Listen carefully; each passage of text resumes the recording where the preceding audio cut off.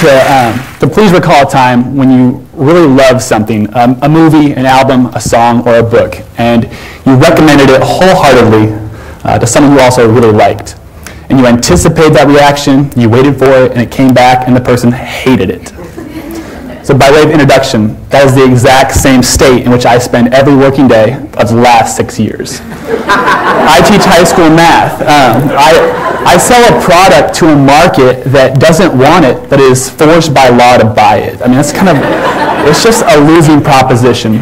So there's a useful stereotype about students that I see, a useful stereotype about you all. I could give you guys Algebra 2 final exam, and I'd expect no higher than a 25% pass rate. And both of these facts say less about you or my students than they do about what we call math education in the U.S. today.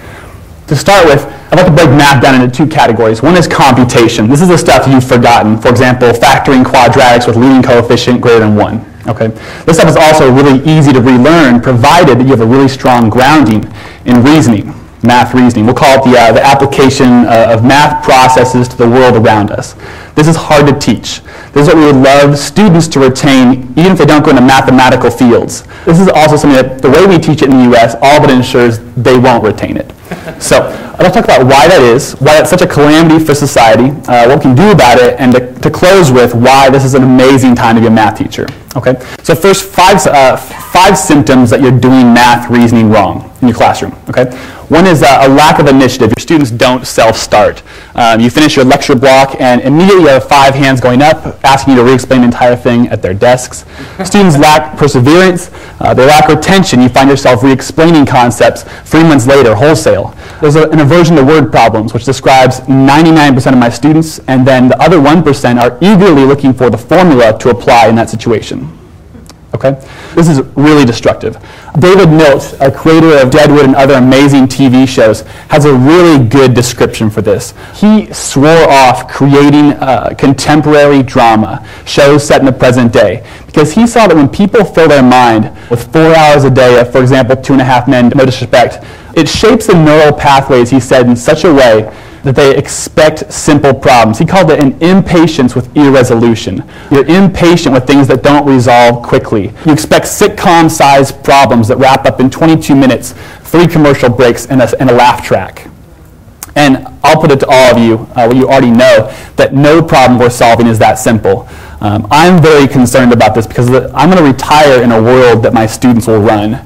I'm doing bad things to my own future and well-being when I teach this way. I'm here to tell you that the way our textbooks, particularly math-adopted textbooks, teach math reasoning and patient problem solving, it's functionally equivalent to turning on 2.5 Men and calling it a day. In all seriousness, here's an example from a physics textbook. It applies equally to math. Notice, first of all, here that you have exactly 3 pieces of information there, each of which will figure into a formula somewhere eventually, which the student will then compute. Okay? I believe in real life. And ask yourselves, what problem have you solved ever that was worth solving where you knew all of the given information in advance, where you didn't have a surplus of information and you had to filter it out, or you didn't have insufficient information and had to go find some? I'm sure we all agree that no problem worth solving is like that.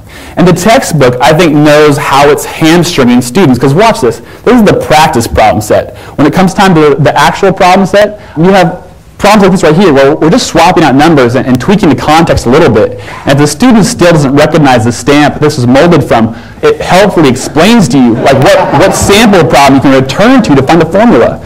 Like if you literally, I mean this, pass this particular unit without knowing any physics, just knowing how to decode a textbook. That's a shame. So I can diagnose the problem a little more specifically in math. Here's a really cool problem. I like this. It's about defining steepness and slope using a ski lift. But what you have here is actually 4 separate layers. And I'm curious which of you can see the 4 separate layers, and particularly how when they're compressed together and presented to the student all at once, how that creates this impatient problem solving. I'll define them here. You have the visual, okay? You also have the mathematical structure, talking about grids, measurements, labels, points, axes, that sort of thing. You have sub-steps, which all lead to what we really want to talk about, which section is the steepest. So I hope you can see, I really hope you can see how what we're doing here is taking a compelling question, a compelling answer, but we're paving a smooth, straight path from one to the other and congratulating our students for how well they can step over the small cracks in the way. That's all we're doing here. So I want to put to you, if we can separate these in a different way and build them up with students, we can have everything we're looking for in terms of patient problem solving. So right here, I start with the visual, and I immediately ask the question, which section is the steepest? And this starts conversation because the visual is created in such a way where you can defend two answers. So we get people arguing against each other, friend versus friend, in pairs, journaling, whatever. And then eventually we realize it's getting annoying to talk about the skier in the lower left-hand side of the screen, or the skier just above the midline. And we realize how great would it be if we just had some A, B, C, and D labels to talk about them more easily. And then as we start to define like what does steepness mean, we realize it'd be nice to have some measurements to really narrow it down specifically what that means. And then and only then we throw down that mathematical structure. The math serves the conversation doesn't serve the math. And at that point, I'll put it to you that 9 out of 10 classes are good to go on the whole slope steepness thing. But if you need to, your students can then develop those sub-steps together. Do you guys see how this right here compared to that, which one creates that patient problem solving, that math reasoning? It's been obvious in my practice to me. And I'll yield the floor here for a second to Einstein, who I believe has paid his dues. He talked about the formulation of a problem being so incredibly important. And yet, in my practice, in the US here, we just give problems to students. We don't involve them in the formulation of the problem.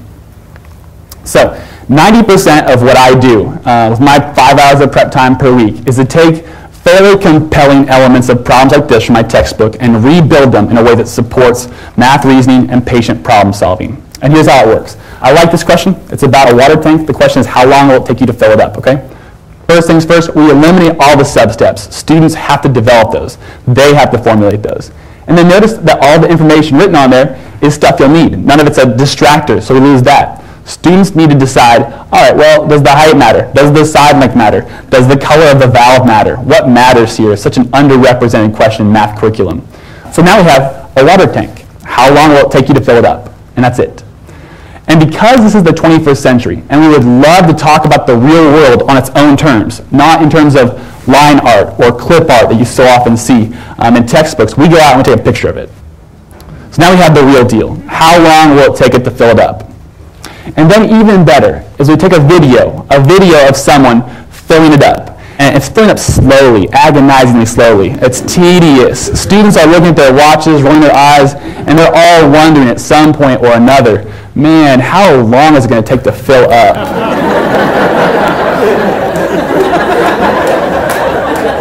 That's how you know you've baited the hook, right?